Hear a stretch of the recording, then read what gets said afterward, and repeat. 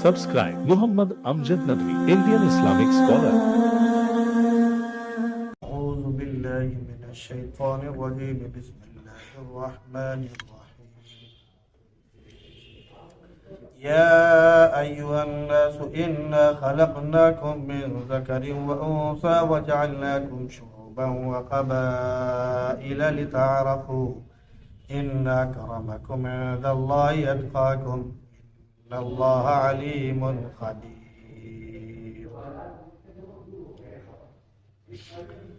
یا ایھا الناس انا خلقناکم من ذکر وانثی، اے لوگو ہم نے تمہیں ایک مرد اور ایک عورت سے پیدا کیا ہے، اور ہم نے تمہیں قبیلوں اور ذاتوں میں بانٹ دیا ہے تاکہ تم ایک دوسرے کو پہچان سکو۔ یقیناً تم میں سب سے زیادہ عزت والا اللہ کے نزدیک وہ ہے جو تم میں سب سے زیادہ تقوی والا ہے۔ اللہ رب العزت بہت جاننے والا بھی ہے اور خبر رکھنے والا بھی ہے۔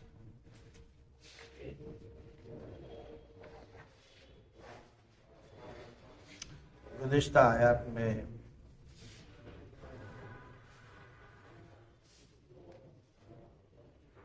کئی باتوں کا ذکر تھا، جن میں سے ایک بدگمانی سے بچنے کا، کیونکہ یہ بدگمانی سب سے بڑا جھوٹ ہے۔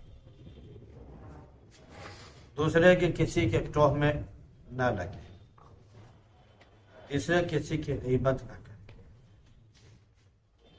غیبت جو ہے یہ ایسے ہے جیسے کہ کسی اپنے بھائی کا گوشت کھائے۔ واقعہ ہے کہ حضرت سلمان فارسی رضی اللہ عنہ نے نبی کریم صلی اللہ علیہ وسلم سے کچھ کھانے کی فرمائش کی کہ اللہ کے نبی کچھ ہو تو مجھے کھلا دیں۔ آپ نے اپنے متبنہ بیٹے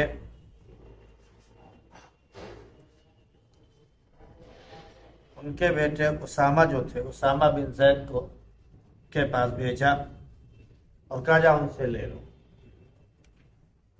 گئے حضرت سلمان فارسی رضی اللہ عنہ اور عرض کیا کہ اللہ کے نبی صلی اللہ علیہ وسلم نے بھیجا اور فرمایا کہ آپ کے پاس جو روٹی یا سالن ہے وہ ہم کو دے دیں کھانے کے لیے۔ میں کہا نہیں۔ انہوں نے نبی کریم صلی اللہ علیہ وسلم سے آ کے بیان کیا، اپنے دوسری جگہ بھیجا۔ بہرحال ان کا کام ہوا۔ یہ حضرات حضرت سلمان فارسی رضی اللہ عنہ سے کے بارے میں گفتگو کر رہے تھے۔ نبی کریم صلی اللہ علیہ وسلم نے حضرت اسامہ کے یہاں تحقیق کروائی تو معلوم ہوا کہ ان کے یہاں گوشت وغیرہ نہیں تھا اس وقت۔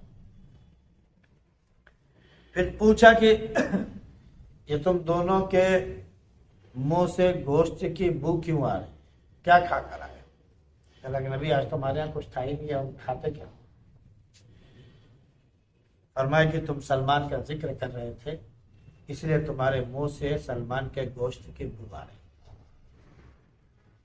صحابیہ کا واقعہ ہے کہ وہ دن بھر جو ہے روزے رکھ کے جو ہے وہ آپس میں تو غیبت کر رہی تھی، اور آخر وقت تک جو ہے ان کی حالت دیگر ہو گئی۔ اللہ کے نبی صلی اللہ علیہ وسلم کو بلایا گیا، آپ ان سے کہا کہ قے کرو، قے کیا، اس میں سے گوشت کا ٹکڑا گرا قے میں۔ آپ نے فرمایا کہ تم اپنے بھائی کی غیبت کر رہی تھی، گویا کہ تم اس کا گوشت کھا رہی تھی۔ یہ وہی ہے۔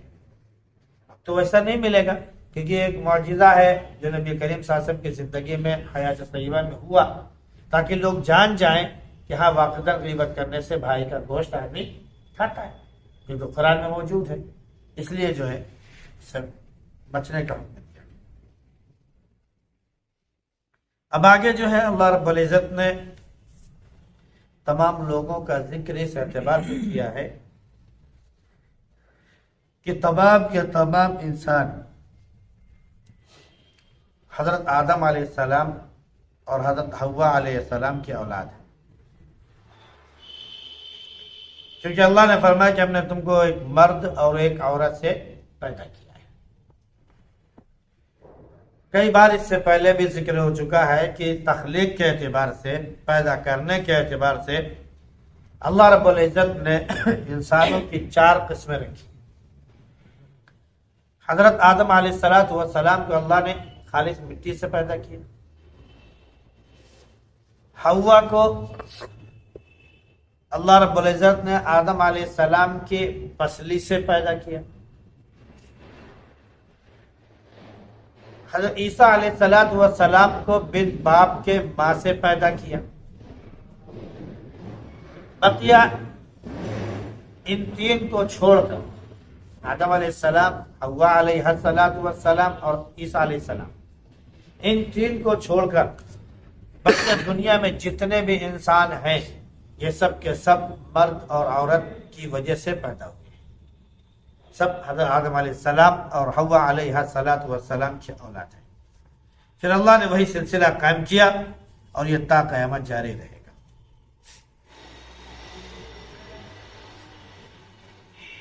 اللہ رب العزت نے یہاں پر لوگوں کو پہچان کے طور پر بتایا کہ ہم نے تم کو قبیلوں میں، برادریوں میں، ذاتوں میں اس لیے بانٹا تاکہ تم ایک دوسرے کو پہچان سکو، صرف تعارف کے لیے،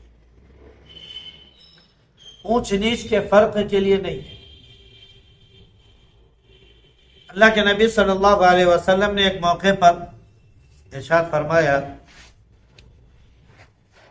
لا فضل لعربی علی عجمی ولا لعجمی علی عربی ولا لابیض علی اسود ولا لاسود علی ابیض الا بالتقوی۔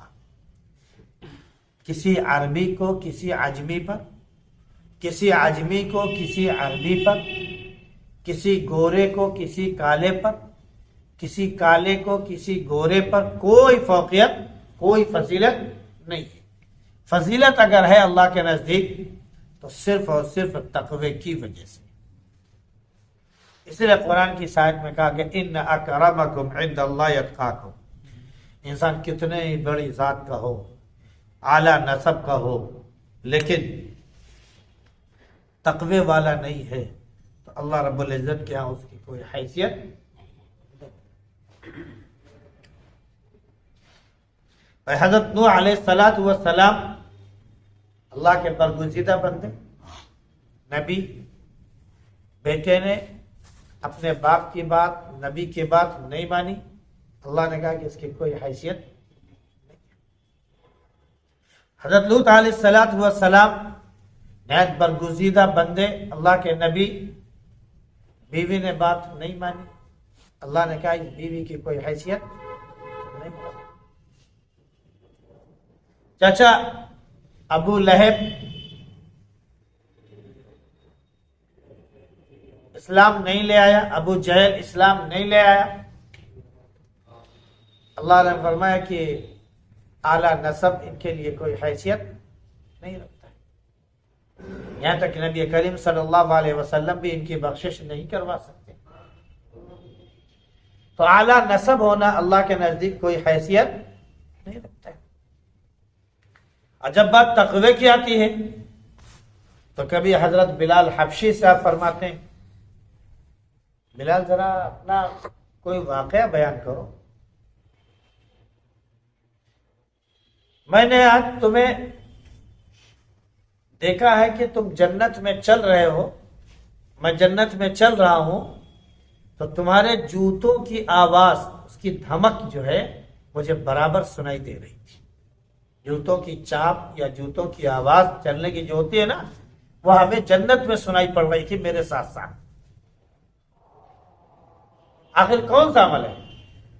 تو نے کہا اللہ کے نبی صلی اللہ علیہ وسلم میرا کوئی خاص عمل ایسا نہیں ہے، بس صرف اتنا کرتا ہوں کہ جب بھی وضو ٹوٹ جاتا ہے جا کر وضو کر لیتا ہوں، اور اللہ رب العزت جتنی توفیق دیتا ہے اتنی نماز پڑھ لیتا ہوں۔ آپ نے فرمایا بس یہی وجہ ہے کہ تمہارے چلنے کی آواز مجھے جنت میں سنائی، یہ ہے تقویٰ۔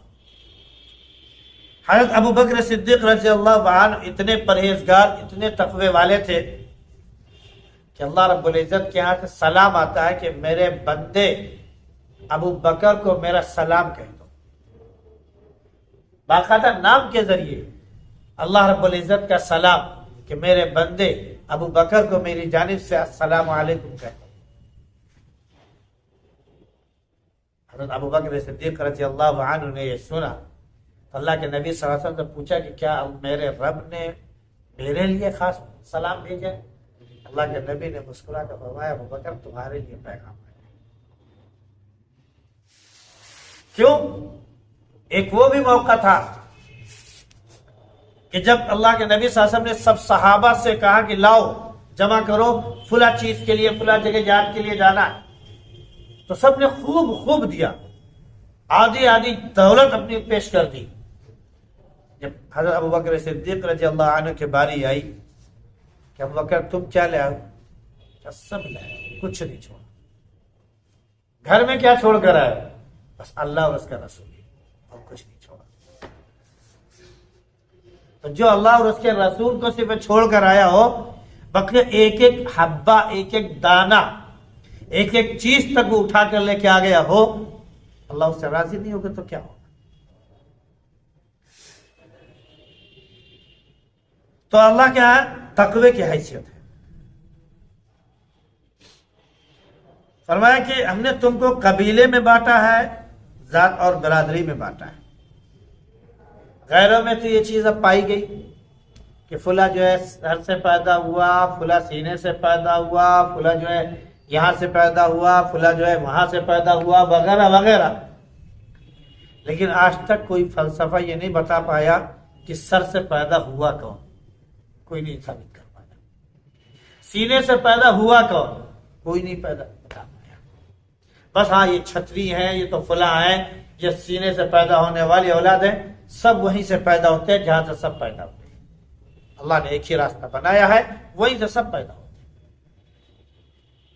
تو چاہے وہ اعلیٰ ذات کا ہو، چاہے وہ ادنا ذات کا ہو، سب کی پیدائش کا راستہ اللہ نے ایک رکھا ہے۔ اس لیے کہنا کوئی سر سے پیدا ہوا، کوئی پیر سے پیدا ہوا، یہ نہایت غلط اور بے حیائی کی باتیں اور جھوٹ اور افتراء ہے۔ اللہ نے صرف اور صرف قبیلے میں اس لیے بانٹا ہے تاکہ لوگ ایک دوسرے کو پہچان سکیں۔ اب کتنی برادریاں ایسی ہیں جو صرف اپنے نام کی وجہ سے جانی جاتی ہیں، اپنے کام کی وجہ سے جانی جاتی ہیں، کام کی وجہ سے ان کی نسبت ہو جاتی ہے۔ پہلے زمانے میں ہوتا یہ تھا کہ ہر ایک کی نسبت اس کے باپ کی طرف کی جاتی تھی، تو باپ کے اگر مشہور ہے تو اسی اعتبار سے وہ جانا جاتا تھا۔ جیسے اللہ کے نبی صلی اللہ علیہ وسلم بنو ہاشم سے تعلق رکھتے ہیں، تو ہاشم نام کے آپ کے آبا و اجداد میں ایک اعلیٰ سردار گزرے ہیں جو بڑے فیمس اور مشہور ہوئے، اسی وجہ سے ان کا نام کیا پڑ گیا؟ ہاشم، یعنی بنو ہاشم، ہاشمی، یعنی بنو ہاشم یا ہاشمی۔ اللہ کے نبی صلی اللہ علیہ وسلم بنو ہاشم ہے یا ہاشمی ہے۔ بعد دوسری کا نام قریش پڑا تو آپ قریش کے نام سے جانے لگے، وہ کسی ایک خاص نسبت کی وجہ سے ہوا۔ اسی طرح حضرت یعقوب علیہ السلام کے جو 12 بیٹے تھے، 12 بیٹے میں ایک بیٹا تھا جس کا نام یہود یا پھر یہودا تھا، اور وہی سب سے زیادہ فیمس ہوا۔ اس کی وجہ سے یہ پوری برادری جو حضرت موسیٰ علیہ السلام کے ماننے والے تھے، وہ سب کے سب یہودی تھے، یہودا کی وجہ سے۔ یہ نہیں کہ موسیٰ علیہ السلام کی وجہ سے وہ یہودی ہو گئی، یہودی وہ کہلائے کس کی وجہ سے؟ یہودا کی وجہ سے۔ اور یہودا جو ہے وہ بنی اسرائیل کے دادا پردادا لوگوں میں سے، وہ یعقوب علیہ السلام کی اولاد میں سے، وہ فیمس ہوا تو اسی اعتبار سے سب مشہور ہو۔ حالانکہ حضرت یوسف علیہ السلام بھی یعقوب علیہ السلام کی اولاد تھے، یوسف علیہ السلام کی اولاد بھی موجود تھی، تو ہونا تو یہ چاہیے تھا کہ سب یوسفی کہلاتے، لیکن نہیں کہلائے، نہیں ہوا، وہ یہودی کی وجہ سے ہو گیا۔ ایسے ہی مختلف اعتبار سے عیسائی حضرت عیسیٰ علیہ السلام کے ماننے والے تھے، تو عیسیٰ سے وہ عیسائی ہو گئے، تو اس وجہ سے آج وہ کرسچن کہہ لیجیے، دوسری انگلش میں ہو گیا، ورنہ وہ عیسائی کہلاتے۔ تو یہ جو ذات اور برادری ہے، یہ اللہ نے صرف اور صرف ایک کس کے لیے؟ پہچان کے طور پر، تاکہ لوگ پہچان جائیں، گھمنڈ اور غرور کے لیے نہیں رکھے۔ پہلے عرب جو ہے وہ بہت غرور کیا کرتے تھے، اپنے آپ کو سب سے زیادہ فصیح اللسان سمجھتے تھے، وہ کہتے تھے کہ ہماری زبان سب سے وسیع، سب سے فصیح، سب سے بلیغ، سب سے بہترین ہے، ہماری طرح زبان کسی اور کی نہیں ہے، اس لیے جو ہے وہ اپنے آپ کو عرب کہتے تھے۔ عرب کے معنی اصل بات ہے کھول دینے کی، تو اپنے آپ کو عرب کہتے تھے۔ اور عجم کے معنی آتے ہیں اصل میں گونگے اور بے زبان کو، کہ ان کے پاس نہ الفاظ ہے نہ وہ بول سکتے ہیں ٹھیک سے، لہذا وہ کیا ہے؟ گونگے ہیں۔ تو جو عرب ہے وہ پورا عرب ہے، عرب کے علاوہ پوری دنیا عجم۔ تو ان کو اپنے اوپر بڑا گھمنڈ تھا۔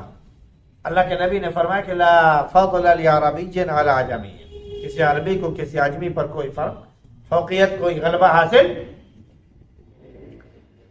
پھر ایک طرف سے اگر دیکھا جائے آج کے دور میں، یہودی یا امریکہ کے رہنے والے یا مغربی یوپی کے یا مغربی ممالک کے رہنے والے، وہ اپنے آپ کو سب سے بڑا، سب سے بہتر سمجھتے ہیں۔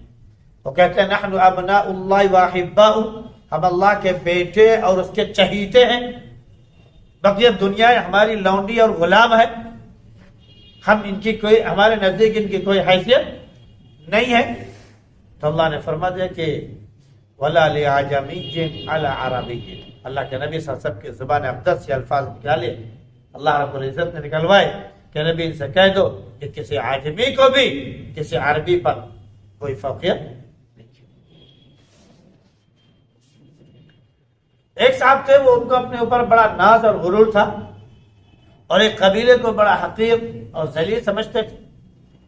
اللہ کے نبی صلی اللہ علیہ وسلم نے کہا کہ ان کو غور سے دیکھو، غور سے دیکھا۔ آپ نے پوچھا کیا پایا؟ کہ کسی کو گورا پایا، کسی کو کالا پایا، کسی کو اس طرح پایا، کسی کو اس طرح پایا۔ کہا آپ نے اس میں کیسا پایا؟ اپنے اس میں بھی ویسا ہی پایا، گورا کالا سبھی ہم نے اپنے اس میں بھی دیکھا۔ تو آپ نے فرمایا کہ اس میں کوئی فرق نہیں، یہ چمڑی اور دمڑی سے یا نسب یہ اس سے کوئی فرق نہیں۔ اللہ رب العزت کے ہاں حیثیت والا وہ ہے جو تقوی والا ہے، اسی کا مقام ہے اللہ کے ہاں، اس کے علاوہ کسی اور کا کوئی مقام نہیں۔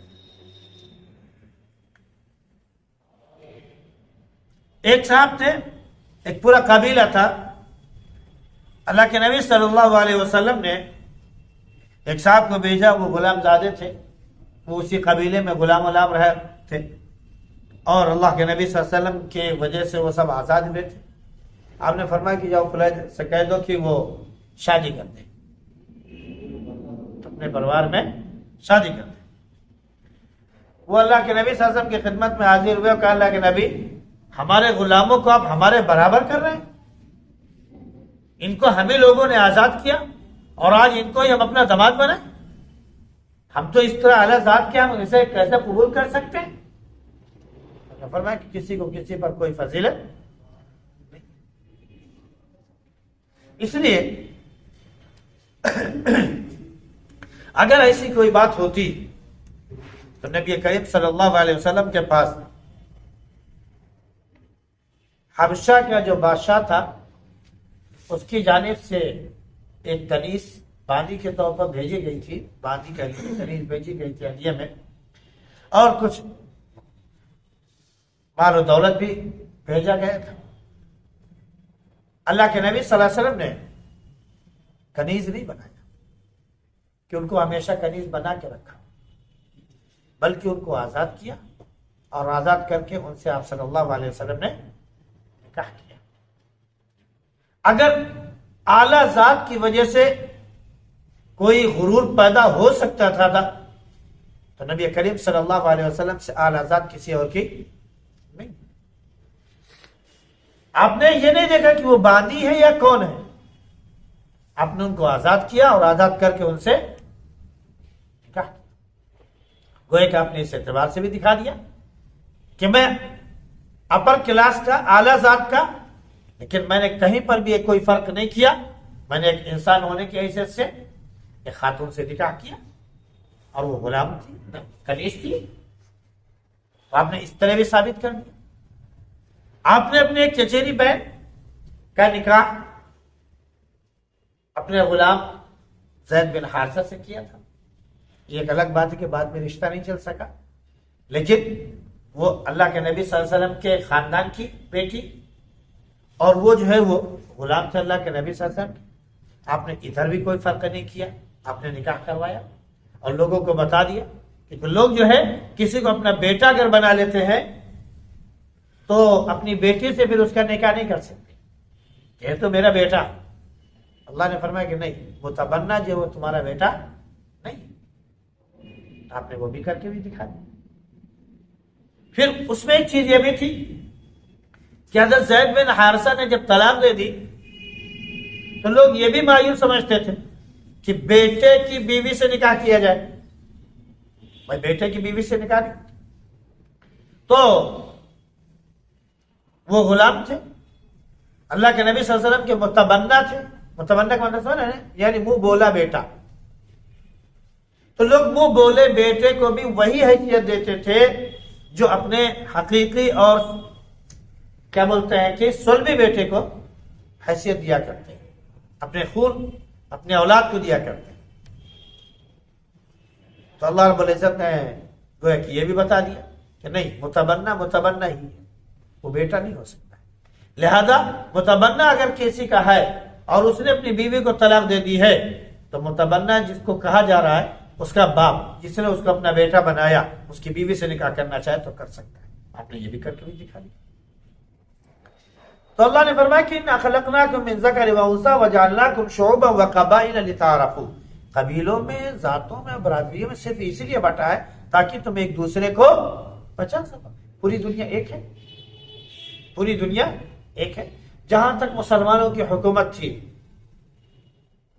24 لاکھ مربع کلومیٹر میں، سب ایک اس میں تھے، کوئی بھی نہیں. آج بھی دیکھیے میواتی قوم ہے، اسے میواتی کہلاتے ہیں.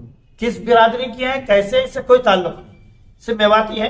سب میں آپس میں ایک دوسرے کا نکاح ہوتا ہے، کوئی بیٹا نہیں.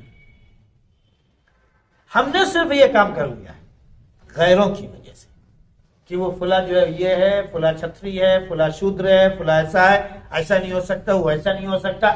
وہ چیز ہم نے اپنے یہاں لا کر رکھ لی کیونکہ ہم ان کے ماحول میں رہے ہیں، ان کے ماحول میں رہ رہے ہیں. کیا ہو سکتا ہے کہ ہمارے آبا اوپر جو کہہ لیجیے چھٹے ساتویں پوستے پر رہے ہو سکتا ہے کہ وہ نان مسلم رہے ہوں، انہوں نے اسلام قبول کیا ہو، اور آج ہم کو پتہ بھی نہیں کہ انہوں نے اسلام قبول کیا کہ نہیں کیا. کیونکہ ہر آدمی ہم میں سے صرف دادا پردادا تک جانتا، اس کے اوپر تیسری چوتھی پیڑھی کو بھی شاید نام تک نہیں جانتا، نام تک نہیں جانتا. ہمارے والد نے ایک مرتبہ واقعہ بتایا تو الحمدللہ تقریباً 4-5 پیڑھی جو ہے اوپر کی ہماری دادا کی انہوں نے گنائی تو ہم نے سب نوٹ کر لیا.